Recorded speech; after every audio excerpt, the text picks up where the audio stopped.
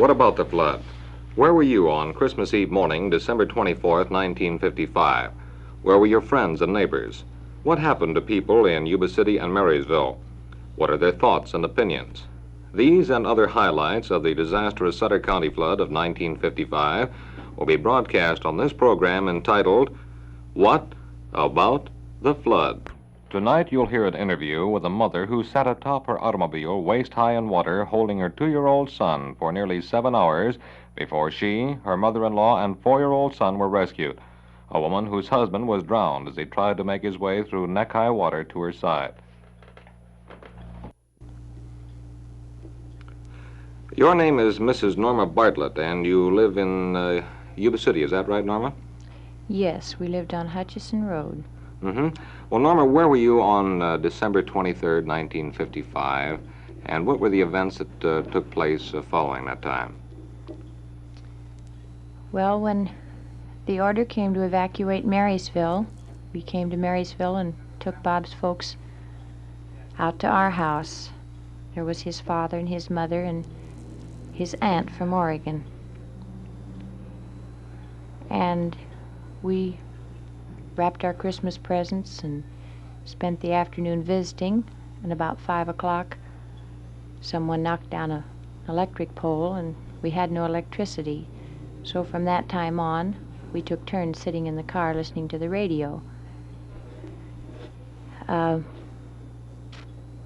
About 1 o'clock, I think, as nearly as I can remember, when the order came that the levee had broken, I decided that we should at least put the children's clothes in the car and have some things ready in case they told us to evacuate, because we lived quite a distance from the flood, from the break, and I felt that it probably wouldn't, if the water ever reached there, wouldn't reach there until morning, but I wanted to at least be ready if they told us to evacuate. Well, we listened. After we had the cars packed, we still had no word to evacuate anything west of the freeway or south of Lincoln Road.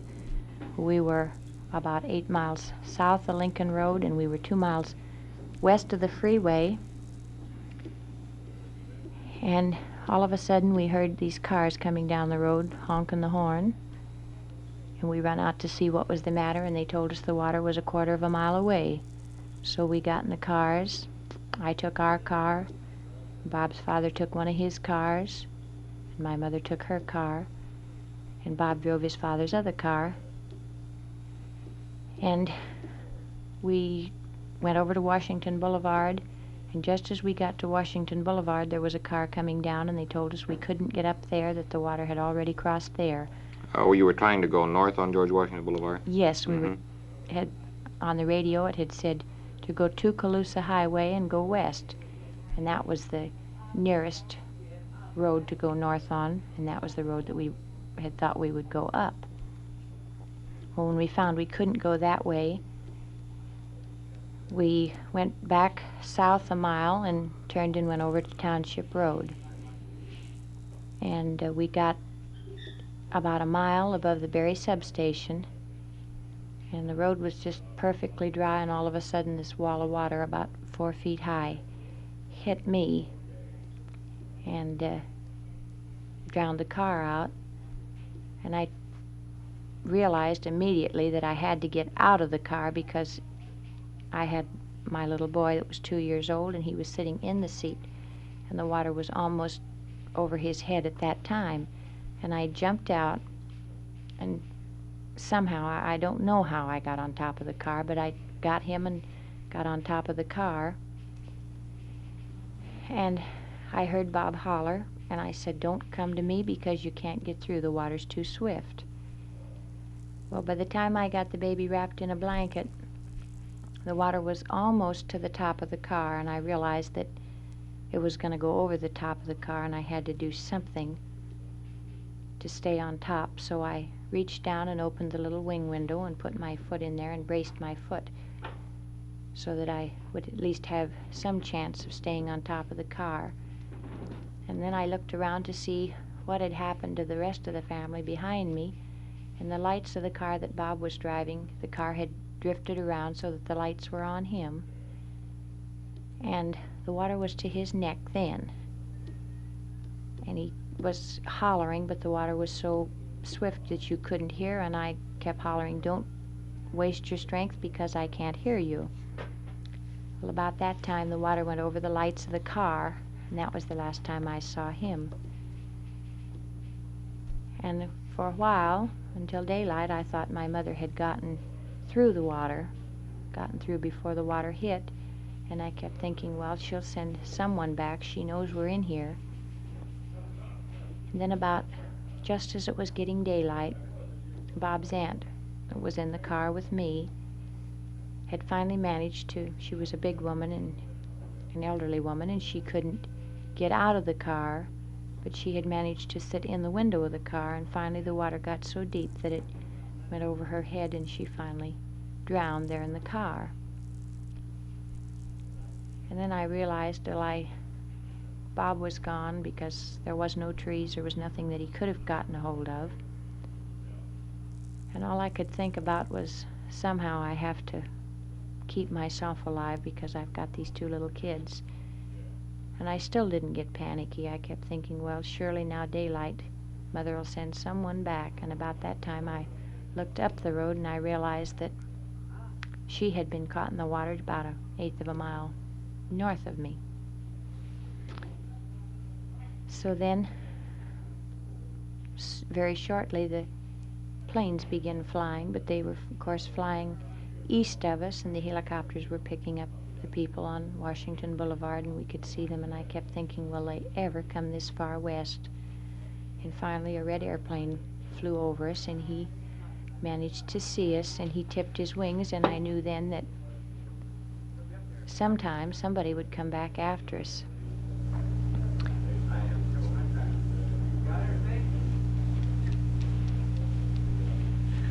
Well, Norma, you said that your mother-in-law was north of you. Well, then apparently when you turned around, that put you in the lead car. Is that right? And the other cars were in back of you? No, my mother was in front, and my mother-in-law was behind me.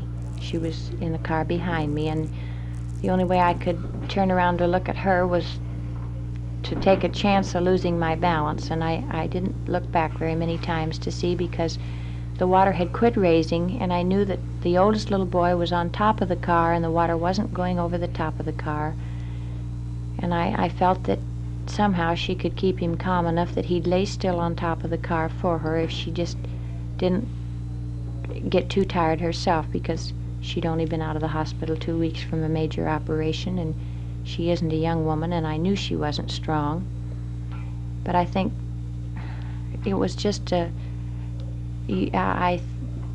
I just don't know how to explain. You just somehow you knew that you had to think about yourself and yourself alone. Well, Norma, how high did the water come up on the car that you were sitting on top of? Did you say over the top of it? Yes, it was to my waist at one time. It got clear to my waist. The baby's feet, I couldn't hold him high enough to keep his feet out of the water. And finally, I had him wrapped in this blanket, and the blanket finally got so wet that, I would say maybe an hour and a half or 2 hours before they picked us up, I didn't have anything to wrap him in. He had nothing on but his sleepers. And it was, at daylight it was just bitter cold, and that's the only time that I can remember that it was particularly cold. I suppose after that I just lost feeling. But I really didn't feel that I was suffering from the cold the whole time I was out there. Well, then, your thoughts, actually, the only thing that you could keep in your mind, of course, was the safety of your two children and trying to keep on top of the car. We noticed that you, of course, were the subject of a good many pictures. Your father-in-law brought up the Oakland Tribune, I believe it was, and they had a full page there. And also you had your picture in the Life magazine, I believe. Did you know that these pictures were being taken, Norma? No, I didn't know until, I think on Monday, someone brought the pictures out to the house and showed them to us. By the time they picked us up, things were beginning to get a little bit hazy. I didn't remember that they tried to lower the collar down to me at the time they picked my mother up. But the car had floated over under some high tension wires, and they couldn't get down to me, and they finally brought another helicopter back, and a boy in a rubber raft, a Coast Guard officer, floated over and took Ronnie and I off of the cars, our car, and then we were in such strong current that he couldn't paddle the boat back to my mother-in-law and Robbie. And finally, as I remember it, this smaller helicopter blew us back to the car, and he could get a hold of the car, and he got the older little boy off and Mrs. Bartlett in the boat. When you were all five of you in this little rubber life raft, is it Yes. the idea? You were under power lines. Now, did this smaller helicopter come right underneath the wires there? Dick Brandt, I believe, was saying that that's what they attempted to do. Well, the pilot came and talked to me, and he tells me that they did. I don't remember that, but like I say, at that point, there's a lot of things that I guess I don't remember, and I just were hazy to me. Maybe I was more nearly exhausted than I realized. But I didn't remember of a small helicopter ever coming to the car. The only thing I can remember is seeing that boat when they lowered the boy down to a land plane that was out in the field northwest of us, or northeast of us. And I remembered seeing the boat coming, and I thought, well, at last they've come after us. The helicopter landed on a land plane, you say? No, they lowered the boy that was in the rubber raft. Oh, I see. Do you know what their names were, Norma? Or do you recall? I don't recall their names right now. About what time was this that they finally got over there to you, Norma? Do you have any idea, or did they tell you afterwards? Well, it was 11 o'clock when we went in the hospital. I remember looking up, and there was a clock, and it was just 11 o'clock. I do remember the boy's name that was in the rubber raft with us was Dick Lacey. Dick Lacey. Mm-hmm. And they took you from there out to the Yuba County Airport? No, they landed at the in the parking lot right south of the Appeal Democrat, between the Appeal Democrat and the medical pharmacy. Mm-hmm. And from there took you over to the Right Out Hospital. Right Out Hospital, I see. And this is about 11 o'clock, so then I imagine it would be right around 1:30 or 2 o'clock you were struck by the water? Or would you have any way of knowing? No, I think it was later. I would say about 3:30. Around 3:30 that morning? Uh-huh. I think, as nearly as I can remember, it was 3 o'clock when we left the house, or 3:15, somewhere in that neighborhood. Well, Norma, we heard a report that you had gone to the hospital and both of your legs had been amputated. Could you give us a comment on that? No, there was a sore that was on my leg from the water washing against my leg in the window, and there was blood poisoning in it, and the doctor did put me back in the hospital for 5 days for that, but I do have both my legs, and they tell me they're going to be all right. Well, Norma, how about how long did you were you in the hospital after they brought you in from the car? We went home on Christmas Day, the day after, Christmas Day. That was Sunday. Day. Mm-hmm. I see. And how about your thoughts now? I mean, do you wake up and see this wall of water coming at you, or do you have any thoughts like that at all? No, I've tried to make myself think that these things happen, and there isn't anything we can do about it now. And the less you think about it, the better off you are. You could worry yourself into hysteria if you let yourself think about these things, and I just try to not think about them. I try to keep them away from the children so that they won't remember. The first thing that the oldest little boy, Robbie, told me when they picked him up and he was in the boat was, "Did you see Daddy go down by the pole over there?" And I said to him, "Well, I don't think Daddy went down." And he said, "Oh, yes, he did, Mommy. I saw a barrel hit him." And after they found Bob apparently that's what happened. Something had hit him before death, and apparently he wasn't in the water more than 15 or 20 minutes before something did hit him, and the little boy was far enough behind his daddy that he did see this happen. And we've tried to not talk about it in front of him, because I want him to remember his father as he was and not have that horrible nightmare to remember him by. Norma, how old is the oldest boy? 4 years old. He's 4 years old. Well, Norma, there have been so many people who said that they were so dependent upon the radio for their communications, and that you have stated that your electricity being out and listening to the car radio, and you, of course, were not informed to evacuate west of the freeway. What do you have any opinion as far as the evacuation of Yuba City was concerned? Well, in my opinion, I feel that Yuba City should have been evacuated when Marysville was, because it's just not humanly possible to know if a levee's going to break or where it's going to break.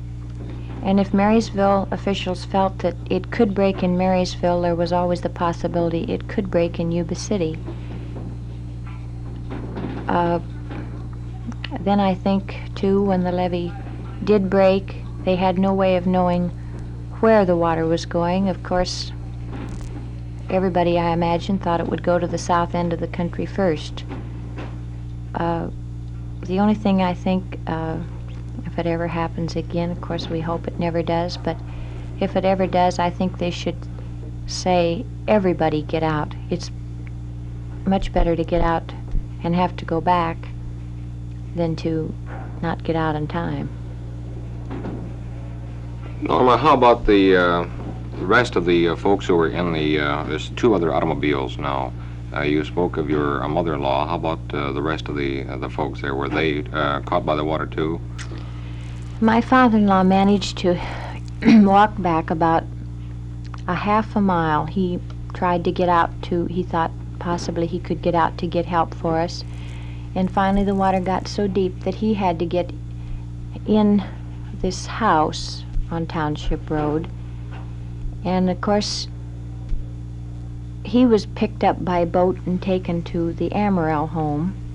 And then he was picked up later in the afternoon, I think around 1 or 2 o'clock, and he was taken out to Alicia. And my mother, like I said, was ahead of us, and the water never got over the hood of her car. She was on top of the car, and she, of course, had no ill effects from it, and they took her out there. And about 3 or 4 o'clock, she ran on to my father-in-law, Mr. Bartlett. Well, at that point, he felt that 4 of them had drowned. He thought that Bob and his aunt and Mrs. Bartlett and Robbie had drowned, because he had said to his wife when he left, "Now stay in the car, don't try to get out, the water's too swift." Well, soon after he left, she realized the water was getting so deep in the cars that she would have to get on top of the car, or at least get Robbie on top of the car. And she was able to get Robbie on top of the car, but she sat in the window of the car the whole time. She wasn't strong enough to get on top of the car, so of course she was in the water all the time too. The little boy wasn't. He was never in the water. But well, and that was one question I had neglected to ask you as we were talking about that, Norma. I believe you used to work at First Western Bank. I guess it's First Western. They change the name so often down there. Is that right? Yes. Uh-huh. And Norma, do you have any other opinions, or did we overlook anything that you'd like to say at this time? Well, I certainly would like to thank the Red Cross for the wonderful help that they've given. I've heard lots of people who felt that perhaps they didn't get as much as they should have, but I think they did a wonderful job.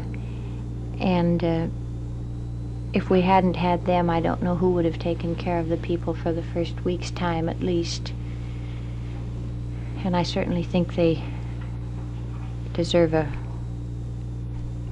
big lot of thanks for the wonderful job that they did. They had a big job, and I think under the circumstances they did very well. Norma, how about the extent of damage to your home? Actually, our home wasn't damaged too badly. We had 5 feet of water in the house, but the house wasn't off of the foundation. The only damage is to the walls. They'll have to be repapered and repainted, and one window was broken out in the children's room, and apparently a log or something came in and knocked quite a bit of the plaster and knocked one good-sized hole in the bedroom. But as far as the floors and the rest of the house, they weren't too badly damaged. I mean, not like lots of homes were. At least we can have a home to go back to. And you are trying to rehabilitate it and get it back into shape. Is that right, Norma? Yes, Well, Norma Bartlett, we want to thank you very, very much for taking your time to come up here and give us this very interesting interview. And if there's anything that we can do, we hope that you'll come back on the program or at least give us a call. Will you do that? Yes, I will. Thank you very much. Okay, Mrs. Norma Bartlett of Yuba City. This interview was broadcast last Friday night, but we had so many calls and letters asking us to replay the interview with Mrs. Norma Bartlett that we had her permission to release it for the listening audience again this evening. And we've had many requests from people who have missed some of our previous interviews when we first started the program. Unfortunately, those, the majority of them, have been on tape, and we will be able to replay those. If there's any particular interview that you have reference to, if you'll let us know in the future, at some future date, we'll be able to replay them. And by the way, last night, for the first time, we casually mentioned that we'd had several requests to take the interviews and put them into book form or pamphlet form of some type. And while we were talking to Mrs. Bartlett this morning, she informed us that she'd be glad to donate 4 hours a day because she can type, and she thinks it's a wonderful idea. However, the possibility of using pictures might become a little bit burdensome and costly in preparing it. We'd like to hear your comments, whether you'd like to see something like this evolve. As last night we mentioned, we think it's a grand idea that possibly it could be taken on as a community project and take all of the information that we can possibly gather from people who are involved in the flood and put it down into a permanent record, such as a pamphlet or possibly a published book. Of course, it's going to be a tremendous job, and yours truly, not being the greatest writer in the world, of course, we could just take the interviews as such and use them word for word, and we imagine it would be a very valuable historical piece in the years to come, and something that everyone would like to have a copy of, especially if you lived in this area during the flood. Anyway, we'd like to hear from you with the pros and cons on that particular topic.